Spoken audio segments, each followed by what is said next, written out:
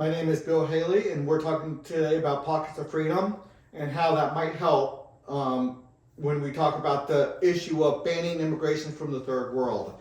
So there's good reason why America wants to ban immigration from the third world. A lot of people make that claim. Also, many European countries and other countries around the world, they're wanting to ban immigration from the third world. So what's the issues there? I can go through all the bullet points here, and I will in a minute, where it's a little bit bigger on the screen. But I do have a lot of bullet points, and this is just a mild version, a reduced down, abbreviated version from what I have on my website. Trying to do the main bullet points there. So, Kristi Noem won a full travel ban on countries flooding our nations with killers. So, I think she's talking here more about the issues of drug cartels and gangs. But regardless, how do we deal with that? The need for good people to escape is helpful and does not require that we bring them to America or destabilize other countries. So how can we deal with people wanting to escape their oppression without bringing them to America? So that's one thing Pockets of Freedom idea wants to do, or is aimed to do.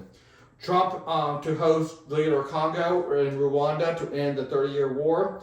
So a lot of people do not want to be in a country where there's a 30-year war. Again, there's a need for people to escape those war-torn countries and very, very poor countries. And the reason people are poor is mostly either culture and lack of investment, which is lack of investment meaning bad government policies. In exchange for our help in Rwanda and other places that are war torn that we could go and help, we should require or ask for several roughly 1,000 square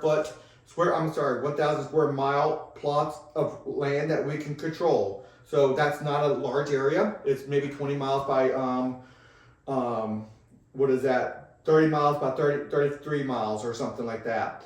So it's not huge amount of land. So 33 miles by 33 miles is roughly will get you 1,000 square miles, and it doesn't have to be exactly those. We'll find areas that are not very populated right now, and it will be run by America. We're not giving them money. We allow them a place to have freedom, free enterprise, the protection of American forces, so they cannot have a war-torn area. So we'll go over some of that. So I'm getting into the bullet points already. So, okay, Pockets of Freedom, what is it? It's hundreds of legitimately acquired, that's a big word, legitimately acquired, roughly 1,000 square mile plots of land all around the world. So we can talk about Asia for sure, Africa, big time, South America, Central America, yes, definitely. Middle East, definitely big. Every continent has major places where people need to escape poverty, oppression, and the like. So I can't think of many places around the world where this would not be helpful. Where it is military protected, U.S. military protected, and certainly other allies, first world nations over in Europe and in other parts of the world, they can be involved with this as well. But they're U.S. military protected or our allies. Free enterprise and liberty, big time, which means we're not giving them money. We're setting them up to live within a governmental system, a rule of law that can. They're not having to be worried about fighting a war against outside foes. Yeah, they're paying for it. They're paying probably 5% of their GDP of their little pocket of freedom. Whoever lives in that 1,000 square mile plot of land, the agreement to come in there is that you pay 5% of GDP, sales tax and the like, to pay for that military to protect you. And then there'll be more expenses to pay for charity, to pay for police and the like. So there'll be a full system. The purpose of the Pockets of Freedom is to give any citizen of the world a place to escape tyranny and oppression, where we don't have to necessarily bring them to America or other nations where their third world culture is going to come in and do some damage. The second the second purpose of the Pockets of Freedom is to incentivize other countries to improve their citizens' lives or see a significant exodus from their country. The third purpose of the Pockets of Freedom is to improve America's immigration system, and obviously other countries who brought in a lot of third world people. I'm thinking a lot of Australia, a lot of European countries brought in people who were from the third world, and that has caused a lot of problems because third world countries, they have a lot of corruption, a lot of abuse, a lot of crime, and when you bring people from those countries, a lot of times those same aspects come in. But they get a lot better when you have first world government, when you have first world rule of law and first world policing and civil rights protections and the like. They increase quickly, but they still bring some of that problem.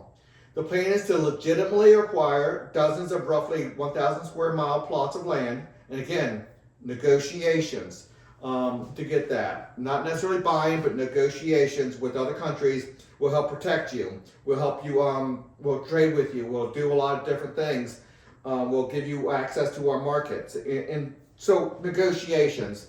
So a small little, we're probably talking less than 1% of their land, geographic area. Again, it's not 1,000 square miles. Sounds like a lot when you look at 1,000, but it's really 33 miles by 33 miles or somewhere around there.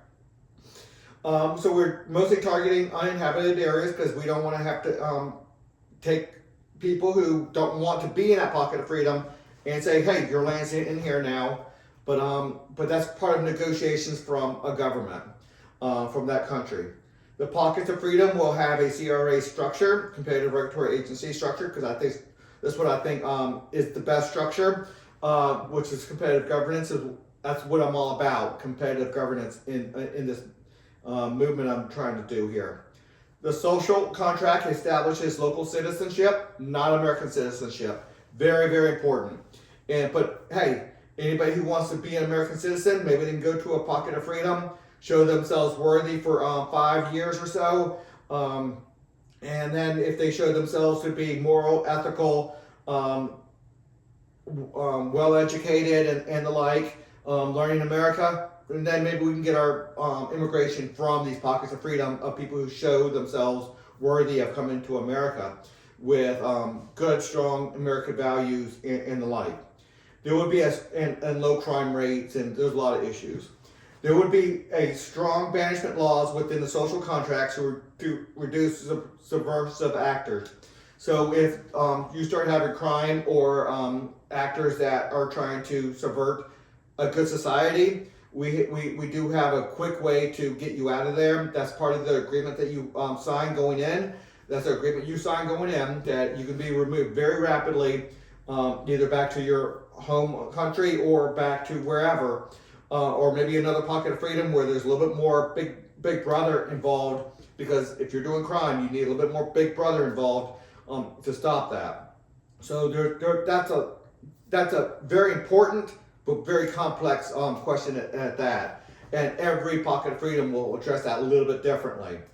America does not provide funds for the people. There might be some startup funds, and then taxes will pay us back over a very short period of time. We're thinking 10 years, 15 years max or whatever. So I'm not saying that we don't have some startup costs from the American people, but that is quickly coming back to us. But people quickly become productive in what they do, and we can create a system where that is happens. The charity system I can think of, instead of us having to pay for their charity, no, they have a charity system within their system. There's no doubt that we can set up a system where we put everybody to work on day one, and then slowly but surely they find their own jobs, their own businesses, their own ways of making a living. So it starts off quote unquote socialism, but very quickly you're expected to get your own jobs, and as long as we do it well, I think that system can work. The system will allow small loans for moving expenses and startups, maybe with a 10% retirement plan, repayment plan. So there's a lot of ways to do this. The charity system can assist people rapidly. So if they go over, they need immediate assistance or immediate quality of life, a house, food, clothing, whatever, they can immediately get that, and the charity system can assist in that. The CRA structure allows for rapid business creation. And again, that we can bring over some of Americans that are really good at businesses, and we can start some of the businesses with the capital in America. It would still be that businesses, capital, and business and ownership, but we can do rapid business creation there. First world governance. When you have first world governance, liberty and free enterprise, the people from third world countries can advance quickly from the third world to more of a first world environment, lower crime rates and the like. But you have to be careful about that, bringing those people in and not have a good system. Okay, a lot of things are easy to find at Haley 2024. It's all about competitive governance over there. And please consider a donation, and until the next video.